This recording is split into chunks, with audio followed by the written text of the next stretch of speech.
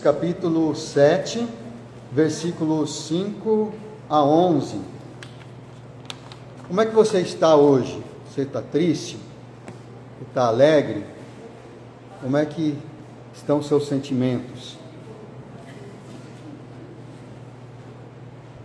Eu lembro que quando o pastor Gilberto dirigia os cânticos, ele sempre exortava, todo mundo, a congregação, a cantar animados. Quando ele via que o pessoal estava cantando, não estava animado, ele procurava um jeito de animar as pessoas e ele dizia, senão parece um velório, A gente cantava umas músicas que falavam de grande esperança, de grande alegria, mas a gente cantava meio assim, Então ele falava dessa forma, mas o pastor Alden, que quase não criticava ninguém, Ele virou para mim, num desses dias que o pastor Gilberto estava falando assim a congregação, para todo mundo se animar.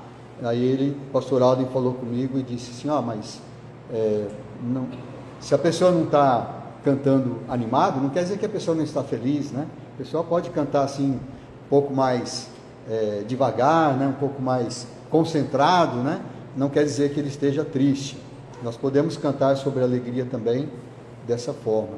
Mas nesse parágrafo que nós vamos ler de 2 Coríntios, capítulo 7, de 5 a 11, Paulo, ele abre o seu coração, ele fala dos seus sentimentos, ele fala que ele estava passando grande tristeza, que ele já tinha passado por grandes tristezas, e naquele momento ele estava então passando por uma dessas situações, e isso era constante na vida dele. Se a gente for ver a vida do Paulo, apesar dele ser um servo fiel, dele estar servindo a Deus, dele fazer isso com alegria, mesmo assim a vida é cheia de tribulações. Aliás, todo esse livro de 2 Coríntios, ele fala bastante sobre tristezas, Tem aquela passagem famosa do capítulo 12, que a Ana Maria gosta bastante, que ele fala que aquele famoso versículo, que eu me glorio nas fraquezas, nas injúrias, nas tristezas, porque quando eu sou fraco é que eu sou forte. E Deus, ele diz para ele naquele momento que o poder se aperfeiçoa na fraqueza. Deus fala para ele: a minha graça te basta. Eu não vou responder a sua oração do jeito que você quer, mas fica tranquilo, porque a minha graça te basta. Então, aqui em 2 Coríntios capítulo 7, de 5 a 11, nós vamos ver então um desses momentos que Paulo compartilha, e nós vamos ver que a tristeza, ela nem sempre é motivo de ficar triste. A tristeza, quando a gente passa por tristeza, às vezes é para uma coisa boa. Então vamos ler aqui 2 Coríntios capítulo 7, versículos 5 a 11, e depois nós damos continuidade. Diz assim a palavra de Deus: porque chegando nós à Macedônia, nenhum alívio tivemos, pelo contrário, em tudo fomos atribulados, lutas por fora, temores por dentro, porém Deus, que conforta os abatidos, nos consolou com a chegada de Tito. E não somente com a sua chegada, mas também pelo conforto que recebeu de vós, referindo-nos à vossa saudade, o vosso pranto, o vosso zelo por mim, aumentando assim meu regozijo. Porquanto, ainda que vos tenha contristado com a carta, não me arrependo, embora já me tenha arrependido. Vejo que aquela carta vos contristou por breve tempo. Agora me alegro, não porque fostes contristados, mas porque fostes contristados para arrependimento, pois fostes contristados segundo Deus, para que de nossa parte nenhum dano sofresseis, porque a tristeza, segundo Deus, produz arrependimento para a salvação, que a ninguém traz pesar, mas a tristeza do mundo produz morte. Porque quanto cuidado não produziu isto, mesmo em vós que, segundo Deus, fostes contristados. Que defesa, que indignação, que temor, que saudades, que zelo, que vindita. Em tudo destes prova de estardes inocente neste assunto. Vamos orar? Obrigado, nosso Deus, por tua palavra que nós lemos. Obrigado porque o teu Espírito está em nosso meio para nos iluminar, para nos fazer entender e aplicar em nossas vidas. Pedimos ao Senhor que abençoe a nossa meditação, esteja falando em nossos corações, esteja, Senhor, com os demais irmãos, com as demais igrejas reunidas. Abençoa, Senhor, os que estão doentes, os que estão viajando, os que estão desanimados. Esteja, Senhor, cuidando de cada um. Nós te agradecemos, em nome do Senhor Jesus. Amém. Tristeza. A tristeza, às vezes, ela pode se transformar em um motivo de alegria. Quando nós passamos por uma tristeza, um momento de tristeza, muitas vezes isso acaba se tornando uma coisa boa, né? O salmista já dizia, né? Foi bom eu ter passado por aflições, porque aí eu atentei para o teu santuário, então fui consolado. Aqui nos versículos 5 a 7, a gente pode ver um tipo de tristeza que pode vir a ser motivo de alegria. É a tristeza que resulta em consolo da parte de Deus. Quando a tristeza ela resulta no final em consolo da parte de Deus, então ela se transforma depois em um motivo de alegria. Nos versículos 5 a 7, nós vemos Paulo dizendo que ele e os demais missionários, quando eles chegaram à Macedônia, então, Macedônia, vocês sabem, é onde ficava a cidade de Filipos, então era a primeira cidade lá da colônia, do distrito de Macedônia. Então, lembrando, né, que ele estava em Éfeso, aí ele atravessa o mar Egeu, poderia ter ido por terra, né, mais por cima, mas mais fácil ir por mar, é pertinho, e aí então ele chega na Europa. Então estava na Ásia Menor e na Europa. Lembra que essa região hoje fica a Turquia.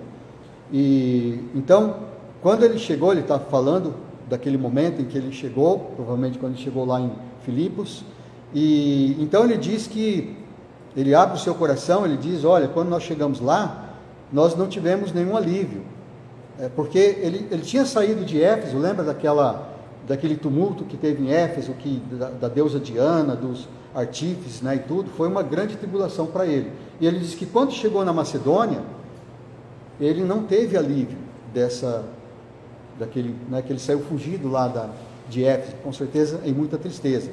E ele diz por que ele não teve alívio, porque ele estava preocupado, estava com lutas por fora, estava com temores por dentro. Mas quando o Tito chegou, o Tito era um jovem, se tornou um pastor, né?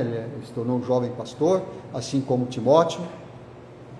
O Tito, ele tinha sido enviado por Paulo, sabe que Paulo tinha uma equipe, né? E Paulo, ele então dava ordens, no caso, ele tinha mandado Tito como um mensageiro para levar uma carta, para levar uma mensagem para a igreja de Corinto, que ficava para baixo da Grécia. Então, se você for descendo no mapa, tem a Macedônia, depois tem a Grécia, e mais embaixo Corinto. Isso tudo faz parte da Grécia hoje, que era a Acaia, né, distrito da Acaia, onde era Corinto. Então, Tito tinha ido para lá e tinha retornado. Depois, quando ele retornou com a mensagem, Paulo disse, aí sim nós recebemos alívio. Quando Tito chegou, então ele trouxe boas notícias da igreja em Corinto, porque Tito, ele foi bem recebido lá, apesar dele ser um jovem, apesar de Paulo ter mandado uma carta que era uma carta com palavras muito pesadas, muito com muita repreensão para a igreja, porque a igreja não estava indo bem. Então ele estava preocupado como eles iriam receber Tito. Mas aí quando Tito chegou, ele ficou feliz, ficou aliviado, porque Tito trouxe boas notícias. Ele disse: olha, eu fui bem recebido pelos irmãos lá em Corinto, e eles estão com muita saudade. Eles choraram, né, quando ouviram falar de você e, né, de todos os irmãos. E aí eles estavam zelando, e eles receberam bem as suas palavras, eles tomaram providências e tudo isso. Então Paulo diz que quando Tito chegou com essas mensagens, então o regozijo dele foi aumentando, né? Então a tristeza se transformou em alegria. E ele diz que Deus é aquele que conforta os abatidos. Então Deus usou esse acontecimento, a chegada do jovem Tito, trazendo aquelas boas mensagens para consolar o seu coração, para consolá-lo da sua tristeza. Foi isso que aconteceu. Então, esse tipo de tristeza, uma tristeza pela qual a gente passa, mas que no final ela nos traz um consolo vindo da parte de Deus, não é ruim. São coisas que acontecem na vida, e no final esse consolo se torna maior do que a tristeza e nos dá alegria. Por que as crianças fazem manha? Por que as crianças choram, né? Quando chega a mãe, a criança é engraçada, né? Quando está longe do pai e da mãe, está tudo bem, né? O pai e a mãe estão preocupados, né? Será que ele está bem? Será que não está, né? Crianças pequenas, quando ficam na casa de outra pessoa, né? Fica aquela preocupação, mas a criança está tudo bem, está brincando ali, não está nem aí, né? Às vezes nem lembra do pai e da mãe, né? Mas quando chega, principalmente a mãe, né? Quando chega a mãe, a criança começa a chorar, começa a fazer manha, né? E aí a gente vê, né, nós que estamos de fora, vemos esse comportamento. A criança, ela chora porque ela quer receber o consolo da mãe, né? Então, nós somos assim também.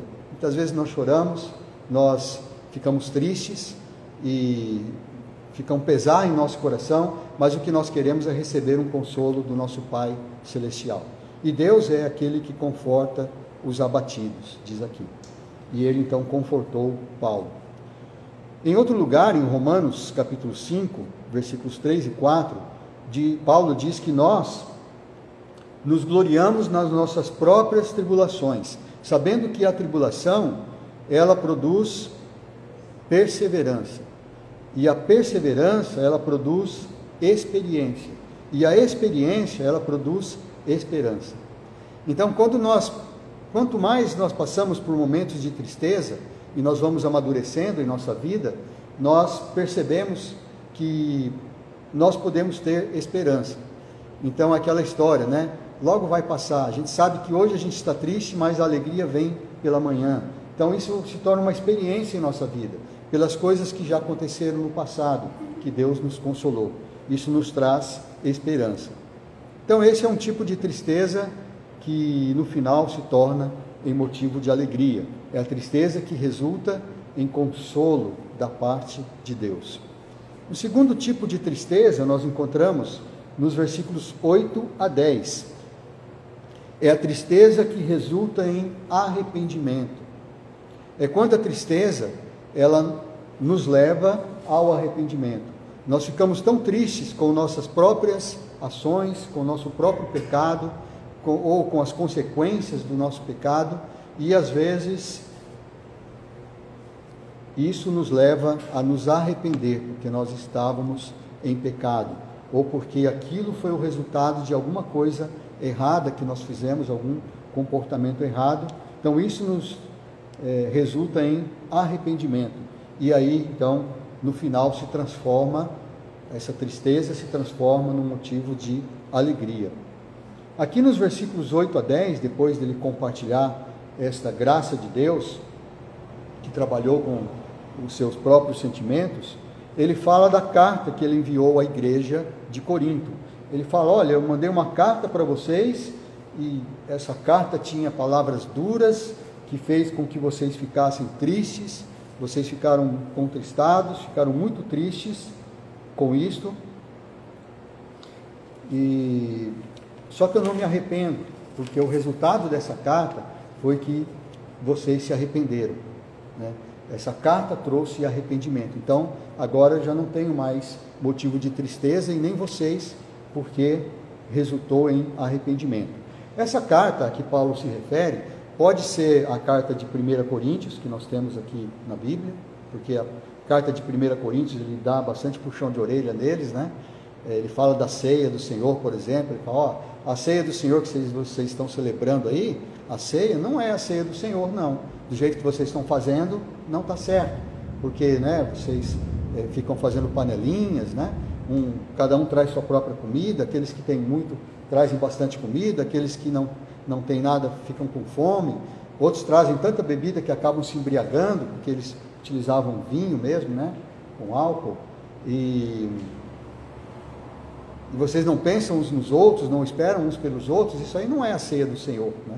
Isso é um dos puxões de orelha que ele deu, né? E foi falando muitas coisas lá, dando instruções também. Então pode ser que ele esteja falando dessa carta, ou pode ser que ele esteja falando de uma outra carta, de uma terceira carta, que não temos acesso a ela. Mas o fato é que ele escreveu uma carta falando de um pecado, de alguém que tinha pecado na igreja, e que a igreja a princípio não estava repreendendo essa pessoa. Então a igreja estava dando um mau testemunho perante os gentios. E o Paulo, ele fala aqui nesses versículos 8 a 10, que ele falou assim, olha, no começo eu quase me arrependi de ter escrito essa carta. Na verdade, fiquei arrependido porque eu vi que vocês ficaram muito tristes, foi muito pesado para vocês isso, né? Mas agora eu já não me arrependo, né? Porque ela causou, então, arrependimento. Ele diz que a tristeza que a carta causou não foi uma tristeza segundo o mundo, mas foi uma tristeza segundo Deus. Então, a tristeza, esse tipo de tristeza, que é a tristeza segundo Deus, que Deus tocou no seu coração, que o Espírito Santo fez com que você se entristecesse, essa tristeza, ela se transforma em vida. Enquanto que a tristeza do mundo, ela se transforma em morte. Você conhece a história de Pedro e de Judas, dois apóstolos de Jesus. Tanto um quanto o outro, tanto Pedro quanto Judas, eles cometeram um pecado que nós podemos chamar de traição.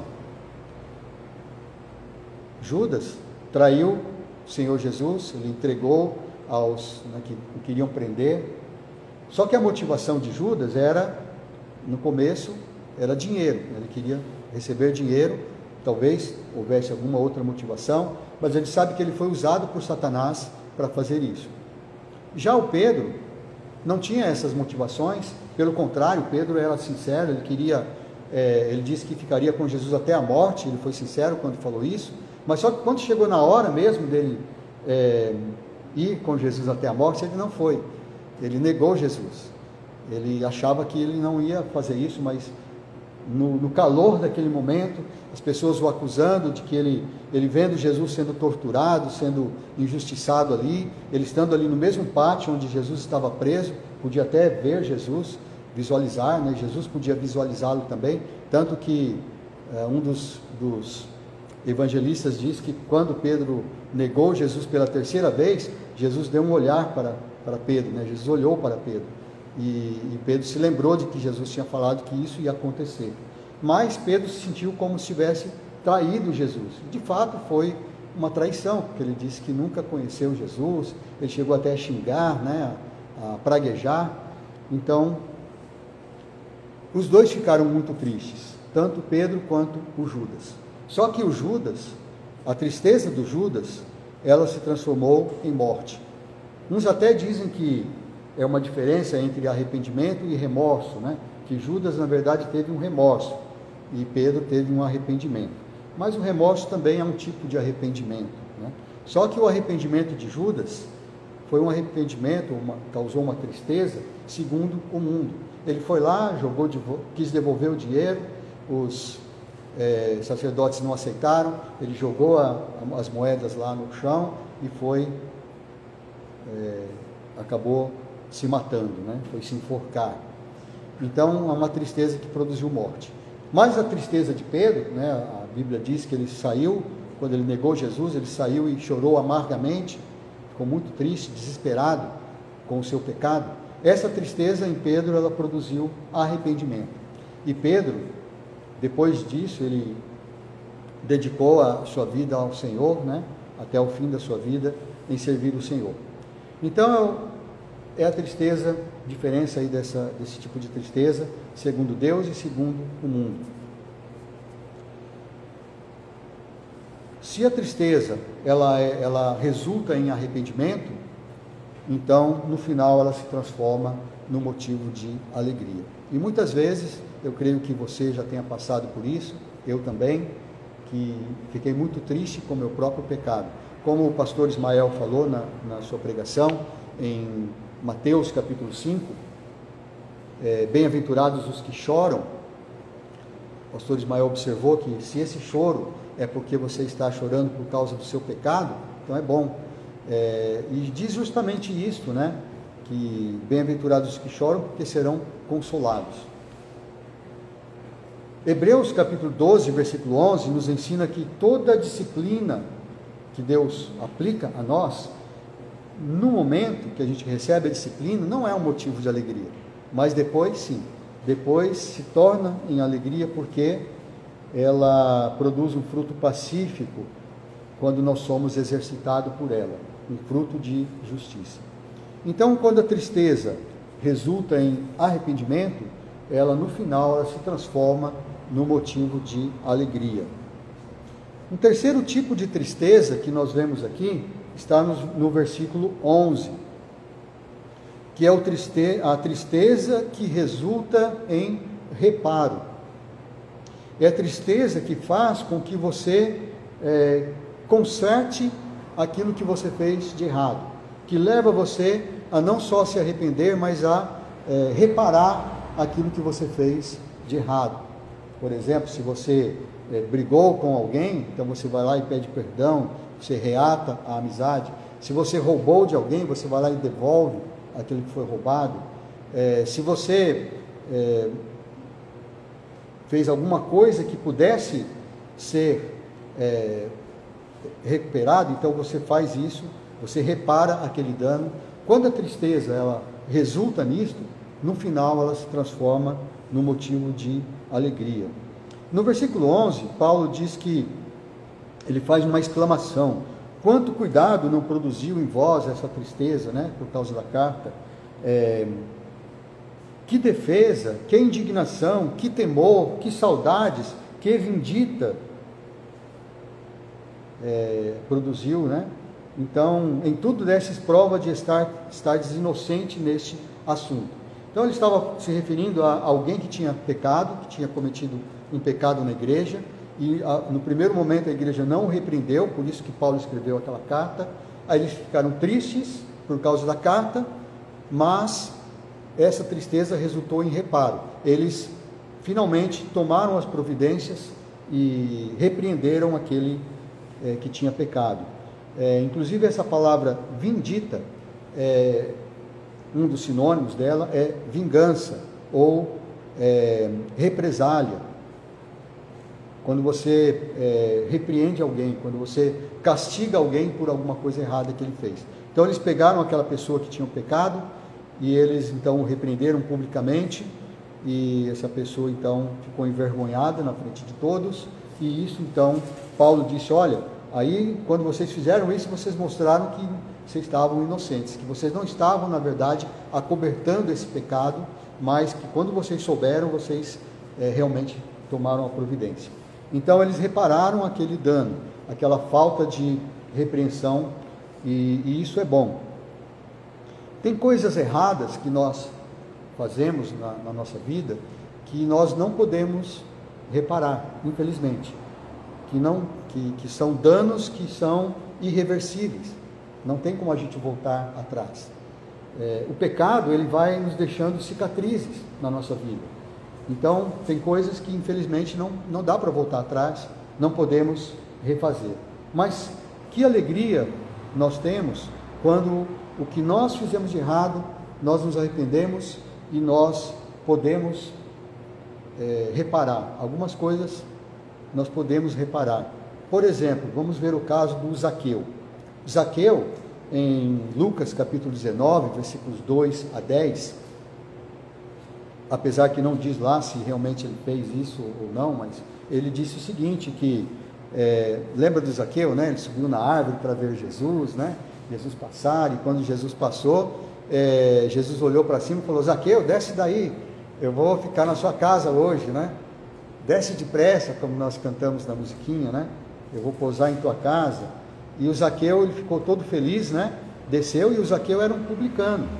O publicano era um cobrador de impostos, que ele era mal visto pela sociedade.